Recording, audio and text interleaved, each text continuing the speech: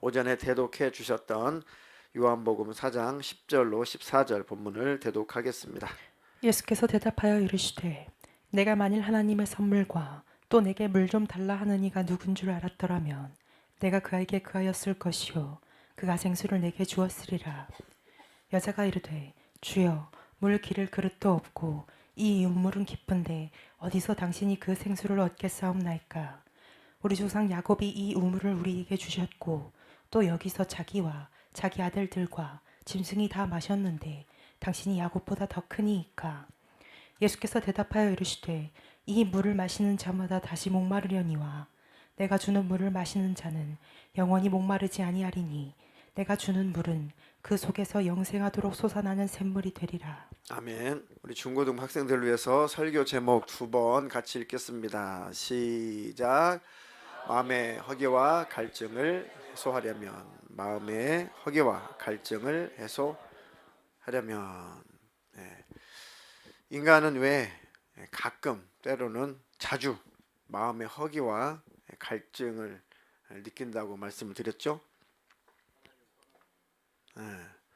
그 전에 부연 설명이 있어야 될 거 아니에요. 그 결론인데, 우리 마음 주머니에 구멍이 났기 때문에. 맞습니다. 마음 주머니에 구멍이 나기 때문에 아무리 채우려고 해도 채워지지 않는다. 근데 올바른 것으로 채우면 채워질 텐데 채워지지 않을 것으로 채우려고 하니까 더 큰 구멍이 나버리는 겁니다. 이게 문제죠. 중독은 또 다른 중독을 일으키죠. 그거와 같습니다. 마음 주머니에 구멍이 난 이유는 근본적으로 인류가 하나님을 떠났을 때부터 마음 주머니는 뻥 뚫렸습니다. 그렇죠? 우리가 창세기를 보면 사실은 모든 답이 다 있어요. 얼마나 주님 안에서 행복하고 즐거운 에덴 동산의 삶을 살았습니까? 낙원이죠. 파라다이스. 그때 하나님을 떠나는 순간, 인류가 타락하는 순간, 그때부터 뻥 뚫린 거예요. 하와의 마음도 뻥 뚫렸을 것이고 그 남편 아담의 마음도 뻥 뚫렸을 것이고. 그러면 아담과 하와 인류의 마음만 뻥 뚫렸을까? 맞아요. 하나님 가슴도 뻥 뚫렸습니다. 그 자식들이 돌아와야 하나님도 채워질 텐데 하나님을 떠났으니 채워지겠냐고요. 그러니까 하나님도 목마르시고 하나님도 허기가 지시는 겁니다. 다 돌아올 때까지. 그 하나님의 마음을 이해하시는 저와 여러분 되기를 주님의 이름으로 축복합니다. 아내를 팔아먹은 그 남편을 바라보고 하와가 정말 얼마나 상처가 됐을까. 너 왜 선악과 왜 먹었냐. 하나님의 말씀은 사랑이라고 그랬죠. 하나님 앞에 들켜야, 하나님 앞에 다 자백을 해야 하나님 그 죄의 문제를, 그 쓰레기를 처리를 해주실 거 아니에요. 근데 그 죄를 끌어안고 있으면 자기가 책임져야 되고 책임질 수 없으니 멸망의 지옥에 들어가는 겁니다. 그러니까 하나님은 그 독약을 입에 머금고 있는 아담에게 뱉어내. 내가 대신 해결해 줄게. 네가 먹었냐? 그럼 대답하면 될 거 아니에요. 제가 먹었습니다. 핑계하지 말고. 정말 먹지 말라고 말씀하셨는데 하와에게 말씀하신 것도 아니고 제게 말씀하셨고 제가 하와를 전달했을 뿐인데 핑계 댈 것 없이 제가 직접 하나님 말씀 드렸는데 제가 불순종하고 욕심부려서 미련해서 뱀에게 속아서 먹었습니다. 자기 자신이 들통이 나고 다 자백을 해야 하나님께서 해결해 주시잖아요. 뭔가 해결책이 있는 줄 알고 그 남편을 가만히 쳐다봤던 그 아내 하와가 그 남편 입에서 나오는 말에 더 큰 구멍이 뚫려버린 거죠. 그렇지 않아도 내가 왜 그랬을까? 내 남편 출세시키려고 그렇게 선악과 먹겠는데 그게 아니구나. 더 망쳐버렸구나 내 남편을. 그렇지 않아도 하나님이 두렵고 저주받을까봐 죽을까봐 그리고 남편한테 미안하고 지금 하나님께서 지금 찾아오셨는데 도대체 이거 원래 자기가 먼저 따먹었으니까 얼마나 힘들어요. 가슴에 지금 구멍이 나서 지금 덜렁덜렁 하는데 남편 입에서 하는 말이 저 여자 때문에 먹었다고 해버렸으니 얼마나 더 이 사람과의 관계 속에서 상처를 받고 구멍이 뚫렸겠냐고. 그러니까 그 하와를 한번 생각해 보세요. 그게 우리 인류라니까요. 그러니까 하나님과 멀어져서 구멍이 일차 뚫렸는데 사람과의 관계 속에서 상처받고 또 구멍이 뚫린 거라니까. 계속 구멍 뚫릴 일들이 인생 속에 계속 늘어납니다.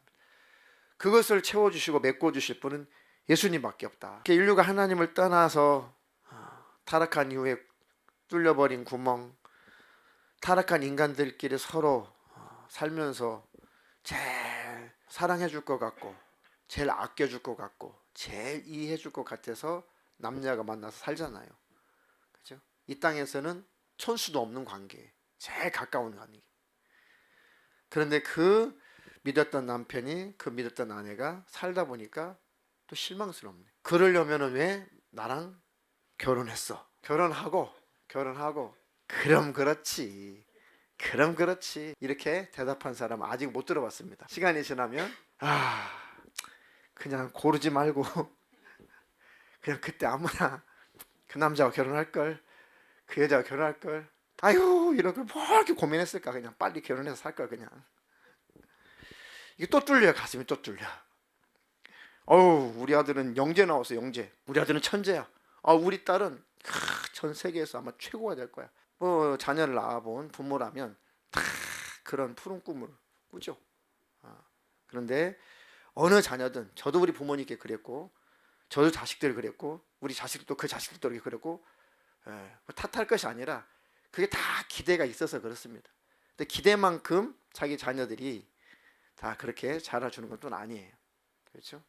그러니까 또 구멍 뚫리고, 심각하게는 자식들이 부모에게 상처받고 또 구멍 뚫리고, 그러니까 모든 것이 살면 살수록 마음 주머니가 이 뚫려버릴 일들이 너무 많다는 거죠. 그래서 우리는 예수님 앞에 매일 올 수밖에 없어요. 그 예수님이 채워주실 것입니다. 근데 이 마음이 허기지고 목이 마른데 예수님을 만나기 전에는 자꾸 다른 것으로 채워보려고 했잖아요.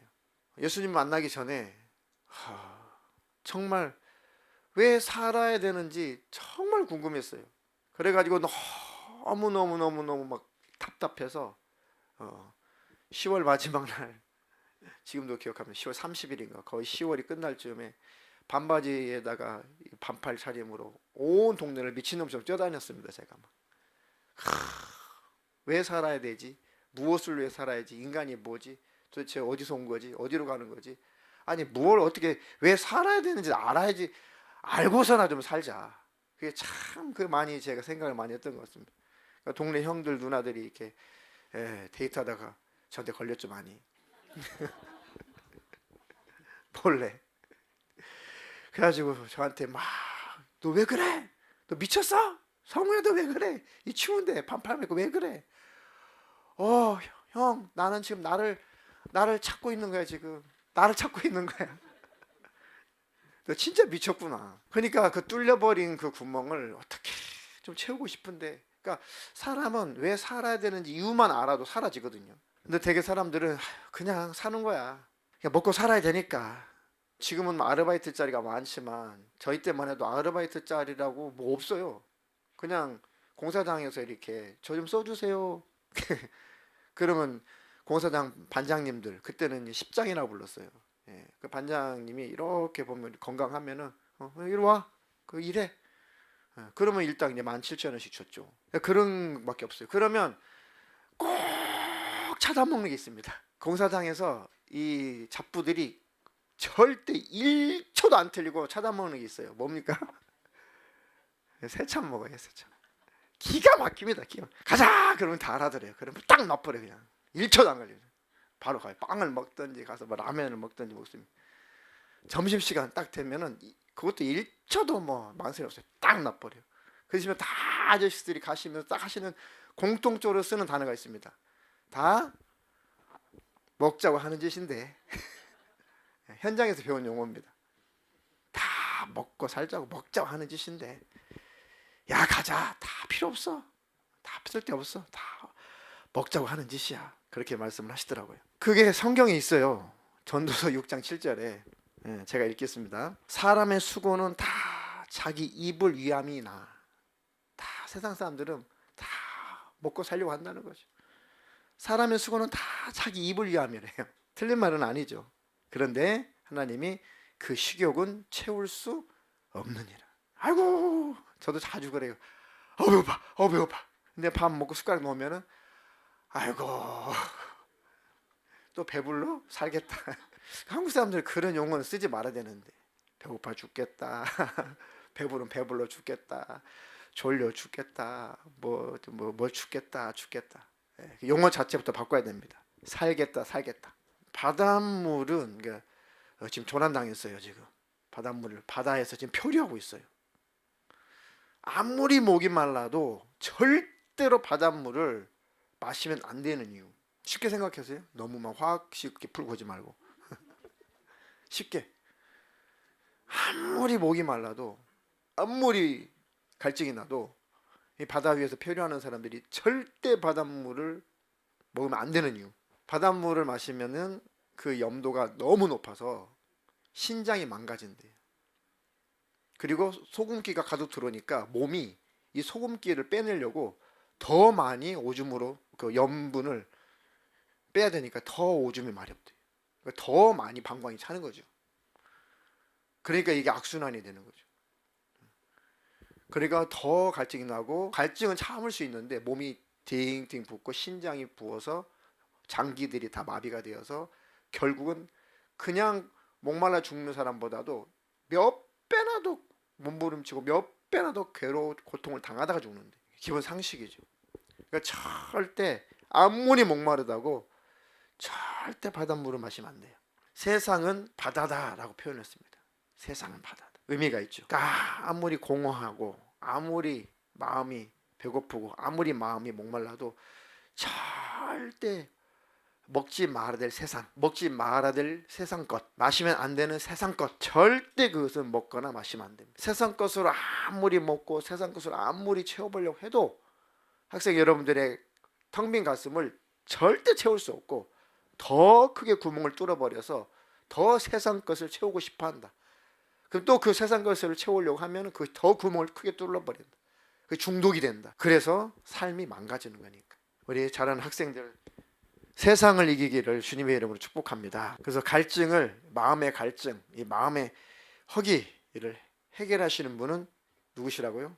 구멍난 마음 주머니를 메꿔주실 분은 예수님밖에 없다. 주요 인물이 두 인물이 나와요. 누구죠? 예수님과 여인, 사마리아 여인, 두 지금 주인공이 등장을 했단 말이죠. 자, 이 사마리아 여인은 우리나라 시간으로 12시 정오에 물을 기르려고 우물에 왔어요.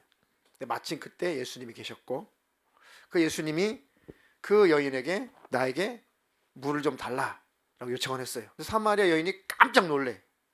왜 놀랬다고요? 자기는 개 취급을 당하는 북쪽 이스라엘 사람인데, 그것도 여자인데, 남쪽 이스라엘 사람, 유대 사람, 그것도 남자가 북쪽 이스라엘 사람, 그것도 여자에게 말을 걸었다는 것은 그때 당시 문화로서는 거의 없는 일이란 말이죠. 그 여자는 충격받고 깜짝 놀라는 거예요. 유대인 남자로서 어떻게 북쪽 이스라엘 사람, 사마리아 사람, 그것도 여자인 나에게 물을 달라고 합니까? 그러니까 예수님께서 본문에, 자, 우리 학생들만 10절 시작. 예수께서 대답하여 이르시되 네가 만일 하나님의 선물과 또 내게 물을 좀 달라 하는 이가 누구인 줄 알았다면 네가 그에게 구하였을 것이요 그가 생수를 내게 주었으리라. 예수님이 그 사마리아 여인의 생각과 마음을 꿰뚫어 보신 거죠. 너에게 물 좀 달라 했던 한 내가 정말 누군 줄 알았다라면 네가 나에게 달라고 했을걸. 자, 이게 무슨 내용일까요? 이 사마리아 여인은 무엇을 그렇게 간절히 아주 원하고 또 원했어요. 누구를 만나고 싶어서 그렇게 굶주려요. 마음이. 누구를 만나고 싶어 그렇게 마음이 지금 갈증으로 시달리고 있어요. 메시아를 만나고 싶은 거. 메시아. 자기의 갈증을 해결해 줄, 자기 배고픔을 해결해 줄 그 메시아. 내가 바로 그 메시아다. 네가 나를 메시아로 알아봤다면 너의 굶주림, 너의 그 갈증을 나에게 해결해 달라고 반대로 요청했을 텐데 네가 나를 지금 몰라보고 있구나. 그 얘기지만 여전히 여자는 못 알아들으니까 물을 기를 그릇도 없고, 물이 깊은데, 그때 당시는 우물을 깊이 팠어요. 깊이 땅을 파다 보면은 그 수맥이 있어가지고 그 깊이 딴 그 구덩이에 여기저기서 이렇게 물이 이렇게 모여요, 고여요. 그럼 좀 차오르다가 신경의 어떤 수압 때문에 넘치진 않아요. 어느 정도 차다가 멈춰요. 그러면은 이런 용기에다가 양쪽에다가 줄을 매달아 가지고 그거를 우물에 탁 던지면은 이렇게 막 하다 보면은 그 물이 들어가 가지고 그 무게 때문에 쭉 저기 가라앉아요. 저 용기가. 그러면은 들어보면은 물이 꽉 찬 거지. 그걸 막 끌어올려. 이렇게. 뭐 시골에서 많이 해봤어요. 뚜리 두루박이라 두루박. 그죠? 두루박 이렇게 해가지고 그렇게 마셨단 말이에요. 우리나라 문화가 이제 똑같은 것 같아. 우물은 다. 이 우물도 깊고 당신은 그 우물을 그 기를 만한 물을 뜰 만한 그런 용기도 없는데 줄도 없고 용기도 없는데 뭐 어떻게 물을 길러서 마실 거냐 그 얘기죠. 이 우물은 깊은데 어디서 당신이 그 생수를 얻겠습니까? 그리고 나에게 주겠습니까? 말도 안 되는 소리 하지 마시오. 이런 얘기죠. 자, 우리 조상 야곱이 이 우물을 우리에게 주셨고 또 여기서 자기와 자기 아들들과 짐승이 다 마셨는데 당신이 야곱보다 큰 자입니까? 못 알아보는 거예요. 지금 예수님을. 예수께서 대답하여 이르시되 이 물을 마시는 자마다 다시 목 마르려니와. 이 물을 마셔도 시간 지나면 또 못 마르잖냐. 아무리 세상 것으로 채워보려고 해도 채워지지 않잖냐. 그 얘기가 똑같죠. 내가 주는 물을 마시는 자는, 예수님이 주시는 물을 마시는 자는 영원히 목마르지 않는데 내가 주는 물은 그 속에서 영생하도록 솟아나는 샘물이 되리라. 그러면서 그런 물이 있거든 나에게 주십시오 라고 여인이 요청했어요. 그러니까 예수님께서 뭐라고 말씀하셨어요? 남편을 데려와라. 남편 없는데요. 그렇지. 넌 남편이 없다는 말이 맞다. 너에게 남편이 5이 있었는데 지금 있는 남편도 네 남편 아니야. 그러니까 남편이 5이나 있었다. 이것은 아주 음란한 여자나 아주 불륜의 여자나 그런 여자가 아니라 실제 그 나라 문화가 그래요. 결혼을 했는데 아이를 갖기 전에 남편이 죽었어요. 그리고 형제들이 쭉 많아요. 아기를 많이 나니까. 그러면 그 다음 동생과 결혼을 해야 돼요. 그러니까 형순이가 결혼을 하는 거죠. 형이 돌아가시면 그 바로 밑에 남동생은 그 형수하고 결혼을 해서 자식을 낳게 돼 있어요. 그 세상에 어떤 집안이 그런 집안이 있는지 그 5형제가 그렇게 자식 없이 다 죽었는데 이 여인만 살아남은 거죠. 막내인지 어쨌든 어린 남자가 하나 있는데 아직은 결혼할 만한, 아직은 남자 구실을 할 만한 나이가 안 돼서 아직은 네 남편 아니다. 지금 있는 남편도 네 남편 아니다. 그렇게 뚫어 보신 거죠. 아신 거죠. 그러니까 이 여자가 깜짝, 이야 이분이 정말 메시아인가 보구나. 물동이를 던져두고 동네방네 쫓아다니면서 막 그 메시아가 오셨다. 그 메시아가 오셨다. 그 소리를 듣고 사람들이 다 몰려든 거죠. 그러니까 이 여자는 창녀도 아니고 불륜녀도 아니고 이상한 여자도 아니고 정말 영혼이 너무 굶주리고 영혼이 너무 목말랐던 사람이에요. 예수님도 인류를 향해서 너무 목이 말라 구원받기를 원하셔서 너무 굶주려요. 예수님도 다 인류가 구원받기를 원해서 그 여인을 보고 예수님이 그 갈증을 해결해 주신 거고 그 굶주림을 예수님이 해결해 주신 거죠.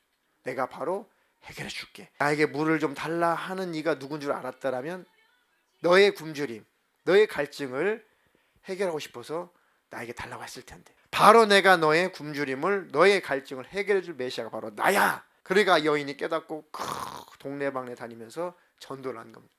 예수님께 다 데려왔죠. 예수님이 직접 복음을 전하니까 그들이 직접 듣고 예수님을 영접한 겁니다. 그래, 여인아, 너의 소리를 듣고 내가 믿는 것이 아니라 내가 그 메시아 예수님의 말씀을 직접 듣고 보니까 진짜 맞다 하면서 그 동네에 이제 예수님이 허다하게 소문이 퍼지게 되는 거죠. 그들은 다 목말랐던 겁니다.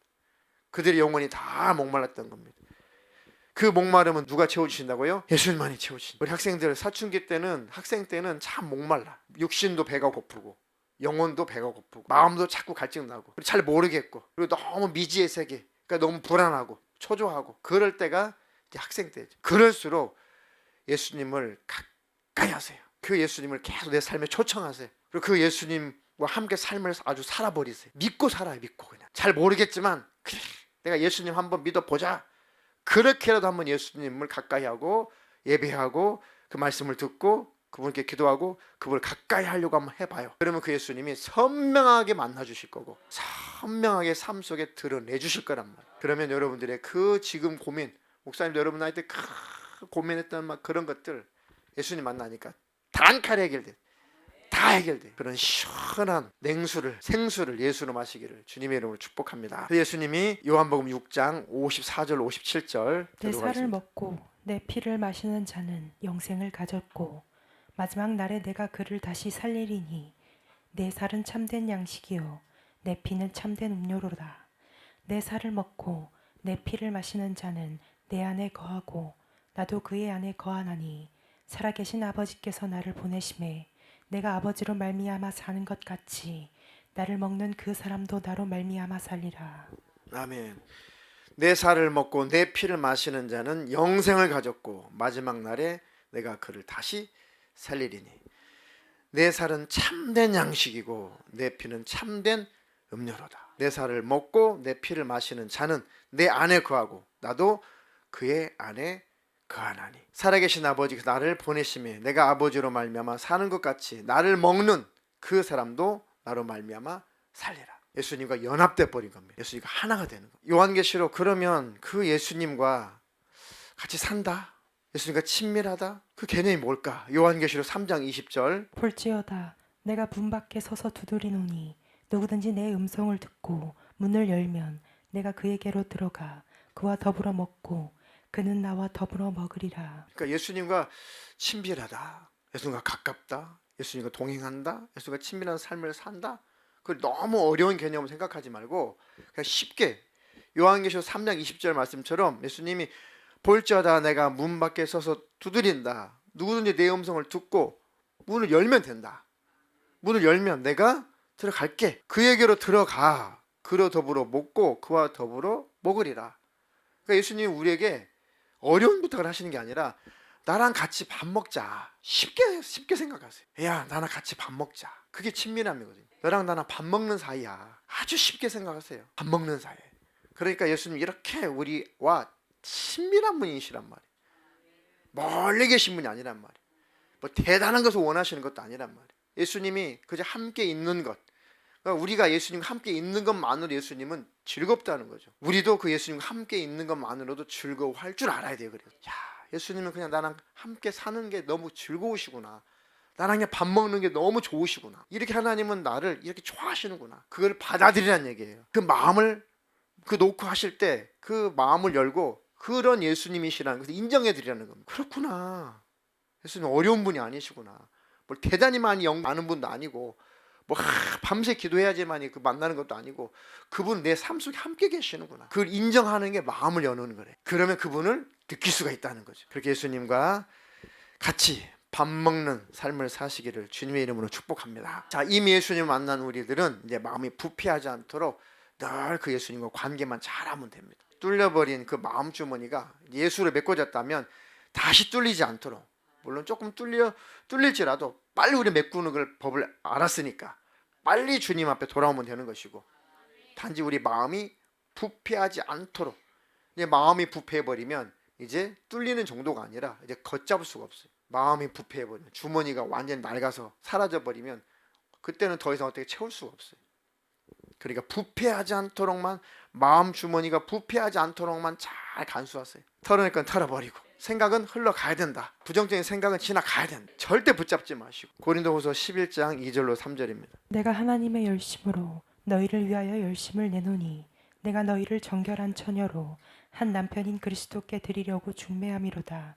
그러나 나는 뱀이 그 간계로 하와를 미혹한 것 같이 너희 마음이 그리스도를 향하는 진실함과 깨끗함에서 떠나 부패할까 두려워하노라. 하나님의 늘 걱정이고 목회자들의 늘 걱정이고, 사도 바울도 하나님의 그 마음을 가지고 내가 하나님의 열심으로 너희를 위하여 열심을 내는데, 내가 너희를 정결한 처녀로 항상 예수님을 바라보고 예수님을 생각하고 삶의 주인이 예수님이셔야 되고 다시 오실 예수님을 사모하는 그 정결한 예수님의 처녀, 그 신부로 계속 만들어서 그 모습에서 벗어나지 않도록 하나님의 열심을 가지고 열심을 낸다. 그래서 하늘빛 사랑교회 성도님들이 정결한 예수님의 신부로 잘 유지가 되어서 부패하지 말고 예수님이 딱 오시면은 그 예수님께 주님, 저를 포함해서 다 주님의 깨끗한 청결한 신부들입니다 라고 이렇게 하고 싶은 거라. 청결한 처녀를 한 남편인 그리스도께 드리려고 중매함이로다. 예수님 딱 오셨어요. 정결한, 저나 여러분들이나 오롯이 예수님을 바라보는, 예수님만 바라보는, 세상에 마음 뺏기지 않는 한 신랑이신 예수님만 바라보는 그 정결함, 두 마음을 품지 않는 예수님만 오롯이 바라보는 그 정결한 그 신부, 그 처녀로 믿음의 삶을 살다가 주님 오시면 그 주님을 만나겠다는 거죠. 그런데 뱀이 그 간계로, 그 간사한 계략으로 하와를 미혹한 것 같이 예수 믿고 하나님의 지금 신부인데 그 신부의 마음, 너희 마음이 그리스도를 향하는 그 진실함과 깨끗함에서 떠나 부패할까 두려워한다. 그럴 수도 있기 때문에 그런 거죠. 정결한 예수님의 신부였고 예수님만 오롯이 바라보는 삶을 살다가도 금방 마음이 부패할 수 있다 없다? 있다는 거죠. 그래서 사도가 하나님의 열심으로 열심을 낸다. 끝까지 예수님 오실 때 예수님만 바라보는 정결한 예수님의 신부, 정결한 예수님의 그 처녀로 예수님께 발견되도록 애쓰고 애써서 말씀으로 잘, 기도로 잘 보살피고 있다. 제발 예수님 오실 때까지만 부패하지 마라, 그 얘기예요.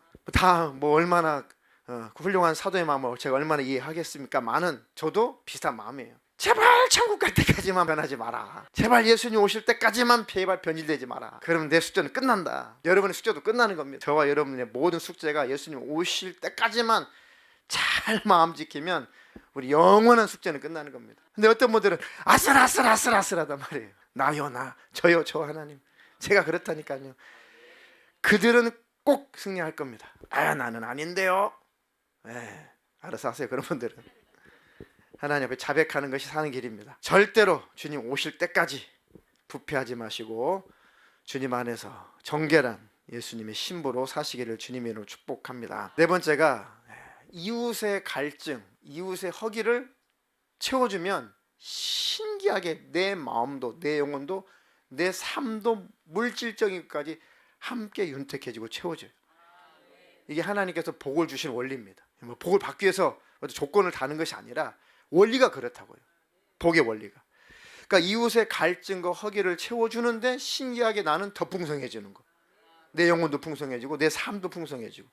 그래서 섬김, 봉사, 사랑 이런 것들이 성경에 많이 등장하는. 또 파주 얘기하겠네요. 파주 딱 갔다 와서 아내가 뭔가 이렇게 마음이 영적으로 찜찜하고 뭔가 답답함이 있었는데 파주 가서 병원 신방하고 딱 왔는데 마음이 이렇게 가볍지, 몸도 왜 이렇게 가볍지, 입에서 찬송이 절로 나오는데 영적으로 뭔가 누구에게 공급을 했단 말이에요. 그러니까 내가 사는 거지. 누군가 영적으로 이롭게 하면, 누군가 영적으로 더 윤택하게 하면 내 영혼은 몇 배라도 윤택해지고 내 영혼은 더 소생되고 빨리 살아납니다. 그러니까 뭔가 복음을 전할 때, 내 안에서 그 복음이 나갈 때, 성령으로 복음이 나갈 때 내 영혼은 더 충만해지는 거죠. 또 하나님 입장에서는 또 쓰셔야 하기 때문에 더 큰 것을 부어주시는 거. 그러니까 영적인 것이나 물질적인 것이나 이렇게 돕고 봉사하고 섬기고 구제하고 하는 삶이 영육권의 복을 받는 비결로 그 원리를 하나님 만들어 놓으셨습니다. 자, 잠언서 11장 24절로 25절 유명한 구절이죠. 한번 대독하겠습니다. 흩어 구제하여도 더욱 부하게 되는 일이 있나니 과도히 아껴도 가난하게 될 뿐이니라.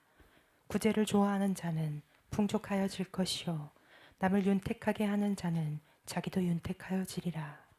이게 부자 되는 비결이구나, 이렇게 접근하시면 안 돼요.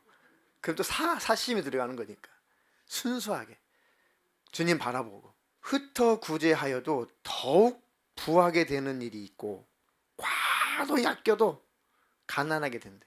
구제를 좋아하는 자는 오히려 풍족하여질 것이고 남을 윤택하게 하는 자는 자기도 윤택하여지리라. 그 풍족, 윤택, 마음이 풍족하고 영혼이 풍족하고 마음이 윤택해지고 영혼도 윤택해지고 삶도 윤택해지고 물질적인 것도 하나님이 윤택해지고, 이건 하나님 약속의 약속, 축복의 원리고 약속입니다. 근데 그 하나님이 믿어지면 복인 거고 믿어지지 않는다면 어쩔 수 없는 것이죠. 그러니까 하나님이 정말 신뢰가 되냐, 그런 말씀도 믿게 되는 거죠. 설마 하나님 신뢰 못해, 그런 말씀도 안 믿으니까 순종을 안 하는 것이고 그렇게 살아가는 거예요. 잠언서 23장 4절로 5절. 부자 되기에 애쓰지 말고 내 사사로운 지혜를 버릴지어다.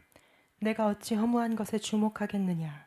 정령이 재물은 스스로 날개를 내어 하늘을 나는 독수리처럼 날아가리라. 부자 되게 애쓰지 말고 네 사사로운 지혜를 버려라. 네가 어찌 허무한 것에 주목하냐. 정령이 그 재물은 스스로 날개를 달고 독수리처럼 헐헐 날아가 버린대. 근데 하나님은 사랑하는 자에게 그렇게 하시는 거죠. 세상 사람들은 간섭 안 하세요. 세상 사람들 재벌 총수 얼마나 많습니까? 그 욕심 때문에 망하니까 다 헐헐 날아가게 하신다는 거. 영혼은 살라고. 돈을 많이 버는 것은 죄가 아니라고 말씀드렸어요. 부자 자체도 돈 죄가 되는 것은 아닙니다. 근데 여기서 말하는 것은 이기적인 부자를 말하는 거예요. 옹색한 부자를 말하는 거죠. 자, 부자, 여기서 말하는 부자는 부정적인 의미로 사용될 때 물질이 자기 자신의 것이라고 믿고 자기 자신만 위해서 부를 쌓는 자가 여기 본문에서 말하는 그런 부자를 말하는 거죠. 자, 근데 성경에서 말할 때 하나님께서 우리에게는 뭐든지 우리에게 맡겨주셨다라고 말씀하셨어요. 우리는 목숨도 건강도 시간도 물질도 자녀도 다 삶도 하나님 내게 맡겨주신 거다. 내 삶의 모든 주인은 하나님이시다. 그때 쓰는 단어가 청직이라는 단어를 써요. 아, 나는 청직이구나. 하나님 내게 인생이라는 것을 맡겨주셨구나. 내게 시간이라는 것을 맡겨주셨구나. 내게 물질이라는 것을 맡겨주셨구나. 내게 직분이라는 것을 맡겨주셨구나. 은사라는 걸 맡겨주셨고 능력이라는 것을 내게 맡겨주셨구나. 하나님께서 하나님의 것을 맡겨주셨으니까 나는 잘 맡은 자로서 청지기로서 나는 삶을 잘 살아야겠구나. 그 청지기는 물질, 내 인생, 내 모든 소유가 다 하나님의 것이라고 인정하고 믿고 하나님의 뜻에 맞게 사용하는 자가 진정한 부자고 진정한 청지기인 거죠. 그들에게 적용되는 말씀이 방금 대독했던 잠언서의 말씀인 거예요. 아, 그렇게 되면 부자가 된다고? 네, 그런 얄팍한 꾀에 하나님은 절대 넘어가지 않아요. 그러니까 우리는 부자로 살지 말고 뭐로 살아야 돼요? 청지기로 살아. 근데 제일 기독교인들이 힘들어하는 설교예요. 제일 기독교인들이 오해하는 설교고 제일 기독교인들이 듣기 싫어하는 설교예요. 부자로 살지 말고 청지기로 살아라. 제일 듣기 싫어하는 설교입니다. 그래도 강단은 해야 돼요. 하나님 말씀이니까. 제가 그 구제 헌금에 대해서 설명을 못했죠. 마치 성도들이 십시일반 구제 헌금 내면 그걸로 애들이는 뭐 빵이나 사 먹이고 피자나 사 먹이고 그걸 끝나나 보다. 그런 수준이 아니에요. 그건 아주 그냥 빙산의 일각이고 그런 것들이 성도들에게 말할 수 없는 힘든 가정이 있고 힘든 학생이 있고 힘든 청년이 있고 힘든 성도가 있고 힘든 삶을 사는 사람들이 있습니다. 그런 것들 성도들에게 어떻게 다 강단에서 공개를 해가지고 그런 걸 요청을 해요. 그러니까 헌금한 그 구제 헌금들은 그렇게 모이던 헌금들은 그렇게 요긴하게 하나님의 뜻에 따라 쓰여지는 것이죠. 교회가 뭐 몇 군데 뭐 조금씩이지만 그래도 한 달에 뭐 얼마씩 나갑니까? 대충 계산을 그래도 한 달에 뭐 한 70여만 원씩 이렇게 선교비로 매달 우리 교회에서 나간다고 하는 것이 사실은 그렇게 뭐 재정 상황이 넉넉하고 뭐 넘쳐서 그냥 쓸데없어 하는 게 그게 아니에요. 우리 교회도 개척을 했잖아요. 우리도 순수하게 소위 그냥 바닥에서 시작을 했잖아요. 그러니까 선교지에서 돈 5만 원, 10만 원이 요긴한 걸 우리는 너무 잘 알아요. 그러니까 그분들에게 사실은 어떤 지원비로 하기도 좀 미안하죠. 응원비예요, 응원비. 응원해 주는 겁니다. 그러면 그들이 매달 그렇게 굉장히 요긴하게 써요. 굉장히 응원을 많이 받습니다. 굉장히 힘을 내요. 이렇게 교회도 흘러가게 해야 하나님이 기뻐하시는 거예요. 그런 의미에서 물질이라고 하는 것도 흘러가게 해야 되는 겁니다. 성경에서 말하는 이 물질이 흘러가게 하는 것 중에 제일 아름다운 것이 구제였어요. 구제. 그러니까 초대교회도 성도들이 내는 그런 재산들, 헌금들 사도 발 앞에 두면은 거의 과부 고아들이 많으니까 경제력이 없는 사람들에게 구제하기에 바빴다고요. 너무 이런 일들이 많으니까 그래서 아이고 내가 기도하고 말씀 전해야 되는데 내가 혼자 이거 헌금 개수하고 이거 막 구제하고 하기에는 아우 내가 너무 벅차다. 그러니까 인원이 너무 많이 늘어났으니까 너희 중에 성령이 충만하고 지혜로운 자를 좀 선택해봐, 추천해봐라. 기도하고 안수할 때니까 추천이 왔어요. 쭉 사도들이 보니까 기도해보니까 이런 사람들은 안수해서 안수 집사를 세워도 되겠구나 싶어가지고 안수해서 이제 항존지구로 안수 집사를 세웠던 거죠. 그들이 이제 사도는 막 기도하고 막 전도하고 설교하고 해야 되니까 그런 일들 구제하는 그 일들을 결제를 받아서 허락을 받아서 이렇게 해줬던 거죠. 그게 바로 초대교회의 올바른 헌금관이었고 물질관이었단 말이죠. 그렇게 흘려보내니까 매일매일 구원받은 수가 어떻게 됐다? 좀 하늘빛 사랑교회 좀 좋아하세요, 이런 설교. 야, 나는 은혜 받은 자니까, 우리는 탈북했으니까, 야, 우리 이제 흘러가게 해야겠다, 기쁨으로 해야겠다. 야, 이런 얼굴로 설교를 들으세요. 우리는 부자로 살지 말고 뭘로 살아라? 정직으로 살아라. 자, 결론. 이 모든 것은 성령이 충만하면 다 해결돼요. 결론은 성령 충만입니다. 그래서 요한복음 7장 37절로 39절. 명절 끝날 곧 큰 날에 예수께서 서서 외쳐 이르시되 누구든지 목마르거든 내게로 와서 마시라. 나를 믿는 자는 성경의 이름과 같이 그 배에서 생수의 강이 흘러나오리라 하시니 이는 그를 믿는 자들이 받을 성령을 가리켜 말씀하신 것이라. 예수께서 아직 영광을 받지 않으셨으므로 성령이 아직 그들에게 계시지 아니하시더라. 그때 말씀하실 당시에는 지금 죽으시고 부활하시고 그 과정 전이시니까 아직 성령이 각인의 마음에 임하지 않았을 때란 말이죠. 그런데 그 성령이 임하면 너희들은 만족할 거다, 그 얘기죠. 명절 끝날 이때 명절은 어떤 명절일까요? 유대인들의 유월절 명절이죠. 큰 명절이죠. 영적으로도 제일 큰 명절이 유월절입니다. 왜요? 유월절에 누가 죽으셨어요? 하나님 어린 양이신 예수님이 정말 죽으셨고 그날 진짜 죽으셨어요. 그러니까 구약의 유월절은 예수님의 죽으심을 예표한 겁니다. 명절 끝날 곧 큰 날에 예수께서 서서 외쳐 이르시되, 왜 외쳐 이르시되? 그날, 지금 이 유월절은 안 돌아가셔도 그 다음 유월절에 돌아가셔야 되니까. 이해되시죠? 유월절 하면 예수님은 내가 죽을 때야, 내가 죽는 날이야 라고 인식하고 계셨기 때문에 큰 소리 외칠 수밖에 없는 거죠. 크게 외쳐 이르시되 누구든지 목마르거든 내게로 와서 마셔라. 내가 너희들 위해서 피를 짜줄게, 그 얘기죠. 나를 믿는 자는 성경 이름과 같이 그 배에서 생수의 강이 흘러나오리라 하시니 이는 그를 믿는 자들이 받을 무엇을? 성령을 가리켜 말씀하신 것이라. 예수께서 아직 죽으시고 부활승천하시기 전이니까 영광을 받지 않으셨으므로 성령이 아직 그들에게 계시지 아니하시더라. 그런데 우리는 이미 성령을 받은 자죠. 그 성령을 우리는 충만해지기만 하면 돼요. 우리는 이미 성령을 받았기 때문에 성령으로 지배받으면 됩니다. 나를 부인하고 성령님께 이끌려 가기만 하면 돼요. 그게 충만입니다. 그 내가 부인되면, 내가 무너지고 내가 부인되면 성령은 충만해질 수밖에 없습니다. 내 안에서 역사하실 수밖에 없어요. 그러면 우리의 모든 영적인 배고픔, 갈증 다 해결되는 거예요. 그렇게 오늘도 성령의 충만함을 구하셔서 기도가 딱 끝날 때는 성령이 충만한 상태로 귀가하시기를 주님의 이름으로 축복합니다.